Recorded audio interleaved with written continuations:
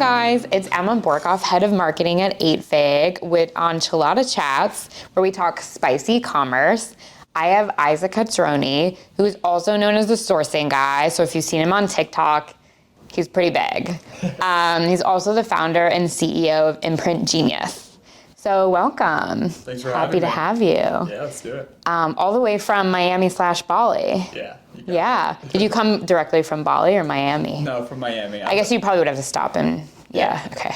They don't have That was a dumb question, yeah. It'd be great if they did. Yeah, I know. I'm waiting for that. I feel like that's the Elon Musk thing to get like a, you know, I mean, he wanted to have like Hyperloop type of thing. The Hyperloop thing, but that didn't it like just like quietly kind of die and no one talked about it? Yeah. Damn, you're right. Right? Yeah. Like I was like, wow, I wish I could get away with shit like that, but he's Elon Musk, so.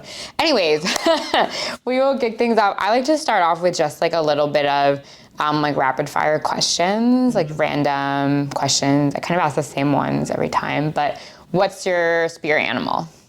Ooh, my spirit animal? I really like Arctic foxes. Oh, yeah? They're just like super cool. Like they're beautiful, but they're still like a fox. So they look like a dog. They look very friendly. Yeah. You know, they got some punch to them. I like that. I've never heard that. And they also change. Like they go completely from like brown to white. Oh, really? And so I'm always Okay. changing. Yeah. It's like a cooler thing than a chameleon. Yeah. Exactly. Yeah. A bit more badass. What superpower would you pick if you could? Ooh, I think super strength would be pretty cool. Super strength? Yeah. Just like, I guess being strong is probably just pretty useful. I feel like it'd just be unique. People could fly with planes and stuff like that, but having the strength could really go a long way. Yeah. Help some people. Like it'd be really useful in like day to day. Yeah, exactly. Yeah, I don't see how you could like not use it. Mm-hmm. Yeah, that's a good one. Okay, cool. Why don't we just dive into it? Well, maybe let's just start out with a little hot sauce to get things going.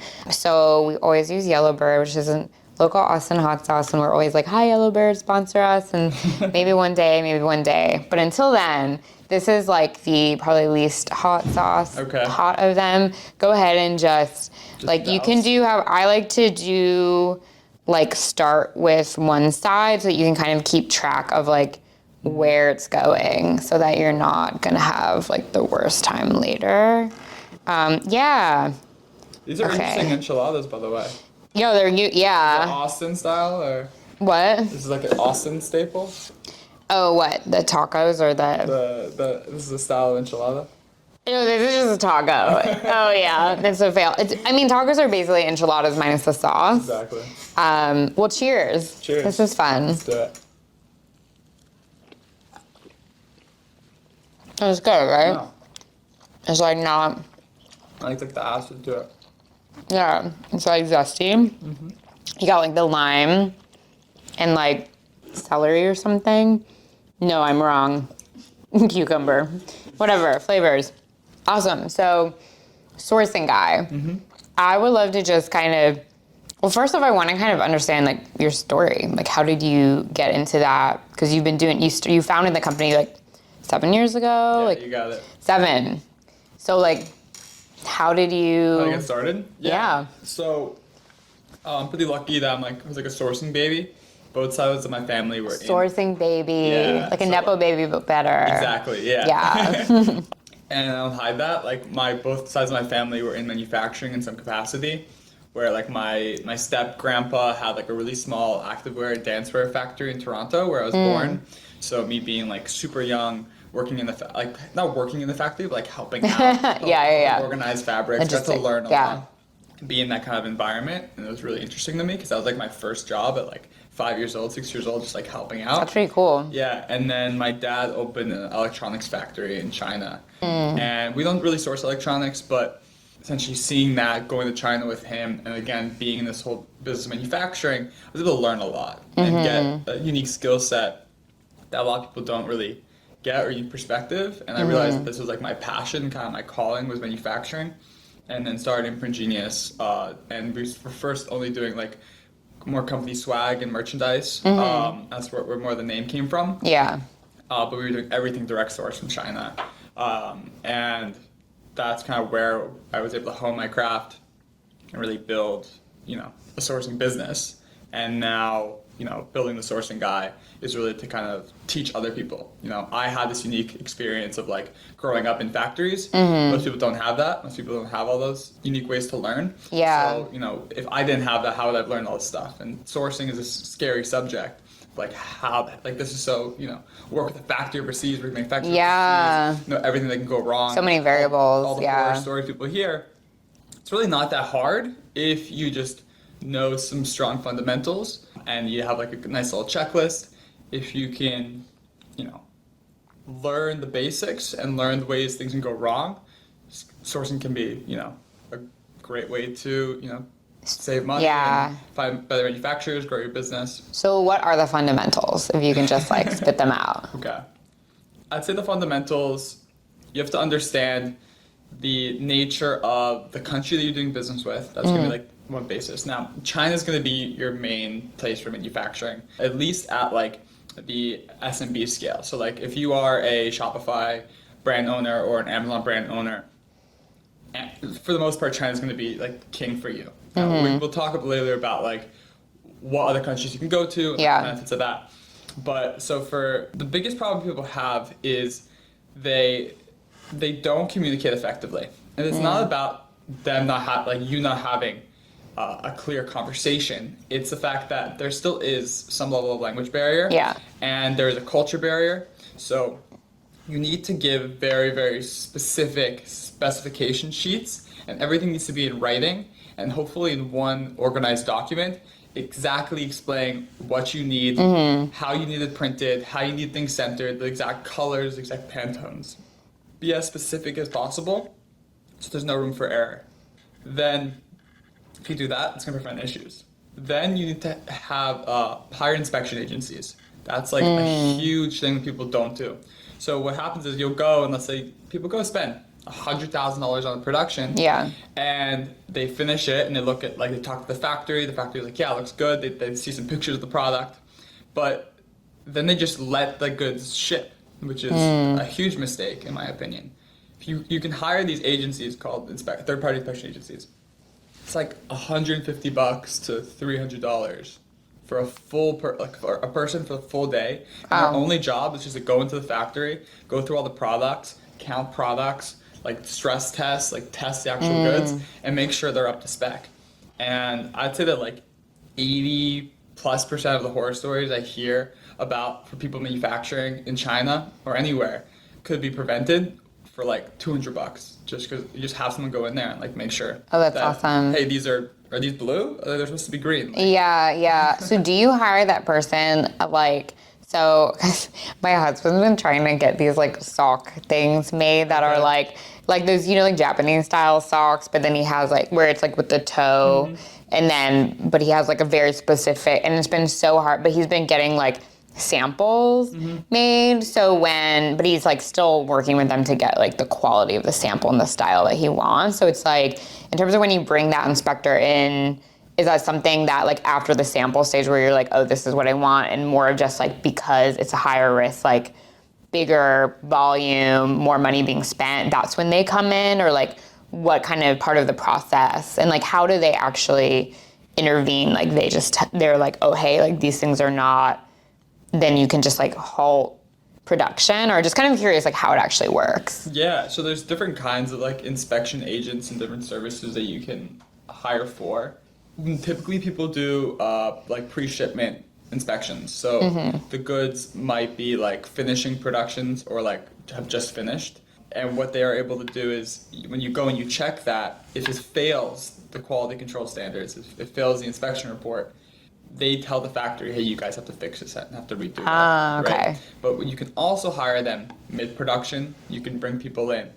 Be pre-production, like checking the actual samples. You can have inspection agencies just go in and like vet the factory, make sure like their certifications are correct and all that kind of stuff. And now what's actually new, which has recently been coming out, are video-based inspections, which is pretty cool. So another big hack for sourcing is, FaceTime the factories. And so people they're like, okay, yeah, we're gonna go and communicate everything over email. Like, you can FaceTime. Like they're the same thing, but use an app called WeChat, which is like their iMessage or WhatsApp kind of vibe. Yeah. And then just be like, they're like, yeah, we're a sock factory. We can produce, 1 million socks a day. And then you be like, okay, cool. Let's hop on WeChat. And then you hop on WeChat, and then you're like, okay, show me the factory. And then they show you around, and you see a bunch of backpacks being made with like 20 people on the line. You're like, okay, no. Yeah. You're not who you say you are. Yeah. So it's a really, really great way to like see the factory, see what they're actually producing. You can go through. It's as if you're almost there. Right? Yeah. You get a pretty close experience. And so now there's new inspection agencies that are offering it for like $30 that they'll go and do the FaceTime for you. And why that's really cool is that they're going to ask the right questions. They're going to go and speak in Chinese and be able to vet the factory at like another kind of level. And so what I'd say is like if you have a smaller production, right?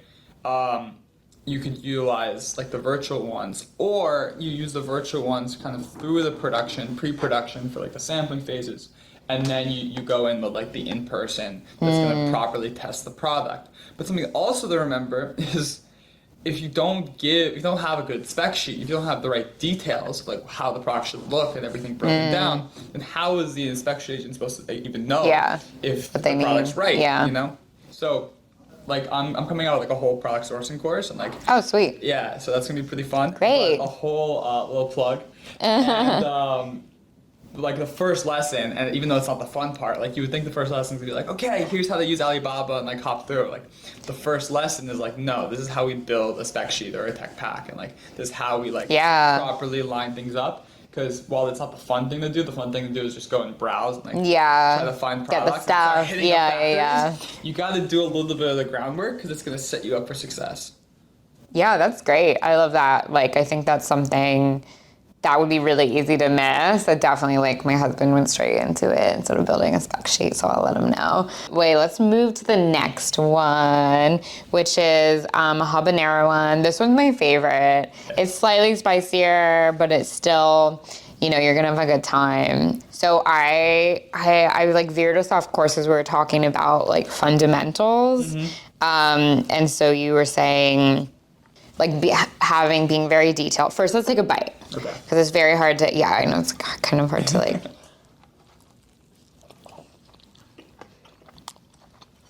Doing good. Got more of a kick. What do you think? Very nice. It's good though. Is the main ingredient carrots? That's crazy. There's carrots in there. It's like my main source of carrot, honestly. Because like when else are you really eating carrots? I like carrots. I like carrot juice. Oh yeah? Oh, carrot juice? Guy. Oh yeah? Carrot juice? Oh, okay. So easy. If I'm drinking a juice, it's probably like I'll do a green juice, and but it'll be like, they'll put like one green thing in there and like the rest will be like fruit. You'll be like, but it's green, so, but carrot juice, good for you. What was I saying? Oh, fundamentals. Yeah. Yes. So what other kind of core things would you say people have to be? Oh, you need to understand OEM versus ODM. Okay. So there's two kinds of factories out there. Yeah. People think it's like, like every factory can just like produce the product I'm looking for. But there's OEM, which is original equipment manufacturer, and there's ODM, which is original design manufacturer. The difference, it's a big difference, is how the factories manufacture and look at product. Yeah. So I kind of rename them. So I call an OEM factory a custom factory, an ODM factory a catalog factory. Okay. So a catalog factory is kind of what you're thinking of when you go on like Alibaba. You go and you reach out to a factory and you're like, hey, can you send me a catalog of like what you produce? But what people don't realize is that majority of factories in the world are on the OEM side, so they're custom factories. Okay. So, but China specifically, so like outside China, you're gonna find a lot of OEM. In China, you're gonna find a lot of ODM, the catalog. And how it works is, if you are like Nike, right? You're gonna go and build the exact custom product you're looking for. Or Apple, right? Yeah. Like Apple's gonna go and design the iPhone know exactly the specifications, the components, and all that. And then Foxconn, or whoever they're utilizing for manufacturing, is the original equipment. So they're gonna go and then source all the materials and source all the components that you need. then they're going to put the phone together. They're really good at sourcing all the materials and doing that custom manufacturing. Then an ODM factory, they work off a catalog, so they're going to go and create their own designs for a product, right? They're going to create their own, and they're going to also stock a lot of the materials that they need to produce those products. Yeah. And then you can easily go and private label or slightly customize those goods. So an ODM factory can also do custom manufacturing. So you can go and give them a full tech pack and spec sheet. Not going to be as good. But an OEM, but typically you want to go with an OEM factory that like specializes in that custom manufacturing. But it typically takes longer for manufacturing because you have to source all materials. But you can see improved quality a lot of times, a better cost basis. Do a lot of, because I was watching your channel before where you talk about a lot of the just like popular brands and like where they actually source their products from. Like for instance, like Yeti or something where you're kind of like, it's a product that it's not like so crazy unique that, you know, it's like it has its own style and look and everything. But at the same time, you know, it does look like it could just be an iteration off of like some typical kind of bottle. Yeah. Like, do they do like the full custom, or are they usually more of a, like, I'm just curious about kind of larger brands, like if it's always like the Nike or Apple where they're just, you know, super customizing things, or like if it's very common with just like even some of our popular products where they're going to like the catalog style. Well, what I'd say is like larger brands are typically going through really custom. And they're doing custom work because they have the volume, or it doesn't make a difference. Like, true. You know, if you're going and producing 50,000 tumblers, you can kind of customize it whatever way you want. It's not going to make a big difference in the manufacturing aspect of it, unless you have to create whole new custom molds, right? That's the only difference. But what I'd say is that a lot of times these brands are working in conjunction with the factories and collaborating on how to design the different products, or the factory is actually doing the actual legwork and production to like, and development to like help them develop a new line because they want to win the business. That's something that I know like my family's factory does a lot, and we'll go and like, spend a lot of time on the product development to like help them launch, and then we'll split the product development costs. But then there's some level of exclusivity for a certain volume to then utilize that factory. But then if the factory is doing a lot of the design elements and there isn't really an exclusivity deal, then a lot of times they're going to go and then utilize that same kind of design or pattern, whatever it is, for their other customers, and now it becomes kind of like an in-house design that they can add to their catalog. Okay, interesting. And that leads me, well, it doesn't have anything to do with ghost pepper, but that is the next one.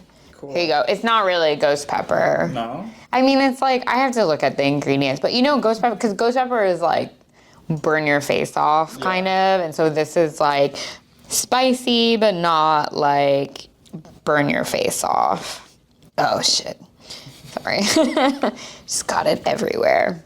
Okay, let's take a bite. Let's do it. I like that one. That was good. Really tasty. They're like all really good. I think this one has like a. Come on, sponsor them already. This also has carrot. I know, right? Come on, guys. Use code AFIG off your next order. AFIG for as many hot sauces as you want. Amazing. So, yes. So I was curious about, because we were talking a little bit before this about China and how it's also kind of a trend to start, like to be looking outside of China in terms of sourcing and manufacturing. Could you talk a little bit more about the trend, maybe the potential upsides or downsides of going outside of China, or like kind of what you're seeing in the market? Yeah, for sure. So people are trying to move outside of China. It's like most common request we get. Yeah, really. It's like, please, you know, or they're like, I want to manufacture X product outside of China. A lot of times, it's tricky. What I'd say is that one of the main issues is that manufacturing is based off of components or materials. So you could go and let's say move your manufacturing to Vietnam. Yeah. But if the components that you need to produce the product or the materials have to come from China, then you're still kind of manufacturing in China. You're still dependent on China to a large extent. And the reason why China is the king of manufacturing is because of the access to the materials and the components you need to manufacture. So China is broken into every region of China. So imagine like the states of the U.S., right? Just like, Detroit is the place for all manufacturing. Within Detroit, you have a lot of the components that people need to produce cars. So it makes it really easy to, produce a car rapidly because you have everything you need. Imagine that at like the most grand scale you can imagine. So all the different districts and cities within China have different product specializations, so you can get all the components. Yeah. With that said, it makes it really hard, especially for technical products or electronics, things with lots of components, to move that completely outside of China because, you're still dependent on all those components. You really have to have huge benefits on your duties and tariffs and your labor costs for it to make sense. Now, countries that have been really, really great recently for us, like Turkey has been fantastic, especially within like the apparel side. They have a lot of really high skilled labor. The quality is fantastic. They're able to get a lot of their raw materials from that general region, so they're not completely dependent on China. And unfortunately, but it depends how you look at it, right? The lira is down compared to the US dollar. So now, when it used to be way more expensive than China, now it's kind of getting relatively close. So I'd say from like a country perspective, like that we're doing the most volume with, we're doing Turkey. South America is also booming right now. Oh, yeah. Yeah, it's been really, really great as well. Where specifically?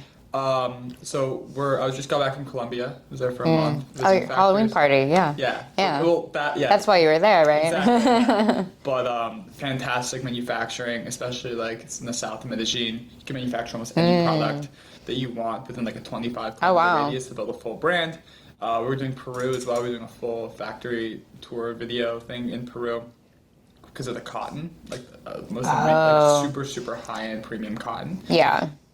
So if you want to produce like designer level cotton goods, Peru is awesome. Brazil is really great for leather manufacturing. It's a really, really great balance of, because you kind of have like the main hubs. There's going to be like China, Italy, Brazil. Italy is really expensive, but the quality is unreal. What do you go for Italy for?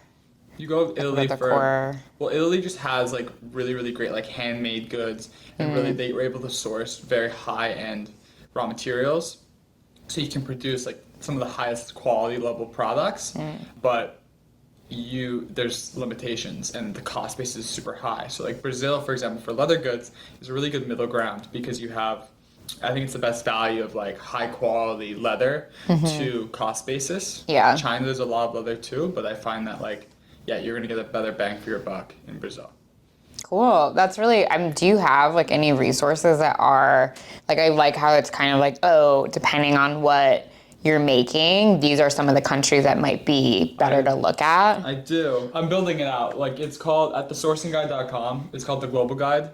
And the Global Guide. Yeah, and the idea is to be like a global atlas for manufacturing. So it's like country specific guides and tips. So it's like, how to manufacture in Sri Lanka, how to manufacture in Brazil. Oh, cool. Manufacture in Cambodia, and like what you have to know about manufacturing in those places, because there's a lot of intricacies, but there's so much amazing manufacturing around the world. So that's kind of like a goal of the Sourcing Guy, is to help people kind of move outside of China, open their eyes to like different opportunities from a manufacturing perspective, because we can't just keep on drop shipping all the same stuff. If you want to really build a unique brand, unique product, start going to different countries with different specializations and manufacture there. 100%. How you do it, like, it's tricky. Yeah. I mean, that's something that we always talk about on the show that always comes up, like, no matter who's speaking. It's just, like, at the end of the day, your product is, like, if it's not good, you're not going to sell anything. Yeah. So it's, like, spending the time to really create a good product and then, like, get out there and then start iterating on it.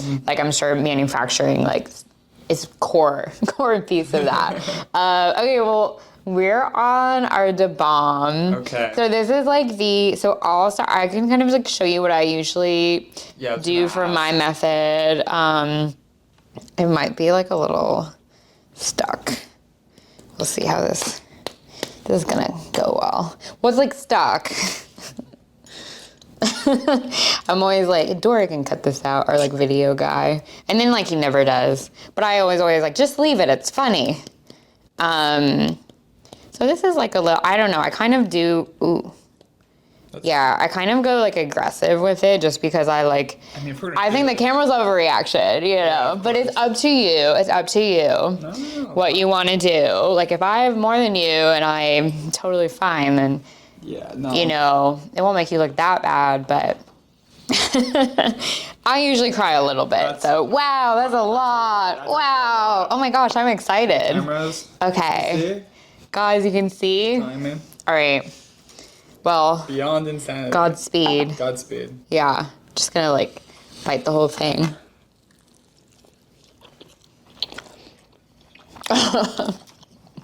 Instant. Will you be? I mean, you don't have to. We can just update that. Yeah. So sorry we cut. I think we rushed to the hospital. The hot sauce. Update. Isaac started hiccuping a little bit. I was crying. He cried. He cried. We could put it was really good. We'll just have to cut that in. But he's feeling good now. Sorry that this got like the most heated moment. But just to wrap things up, are you sure you probably don't want to? I'll do a little more for the camera. Okay. Just for the to camera. put some pressure. I'll do some more. Again, that was painful. I know. Oh. Well, okay. Hey, you gotta do a big one now. Well, I did. Not mashed. I did. Well.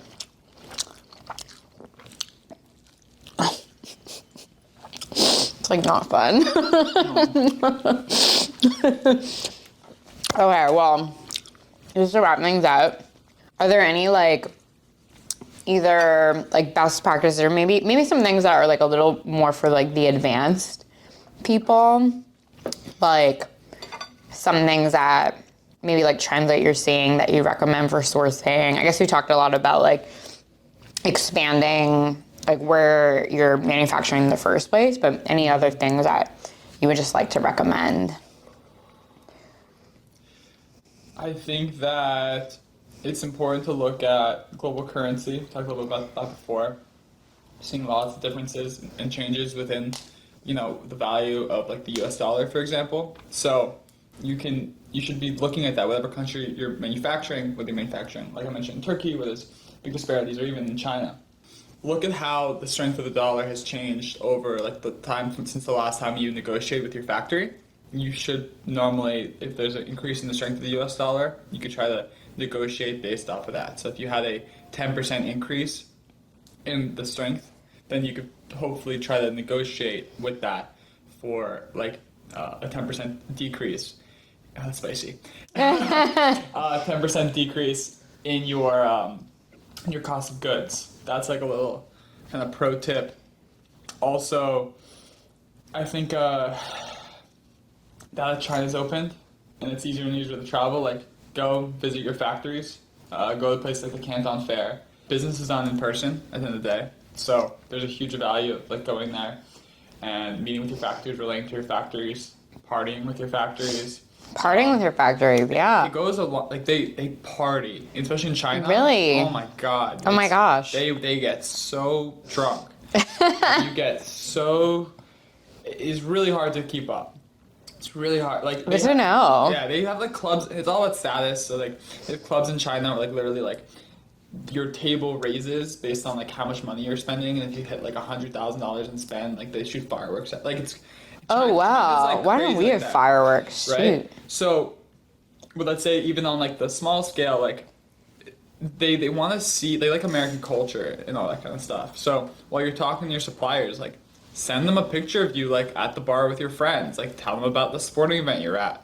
You know, become like get a personal relationship, have fun. Build rapport.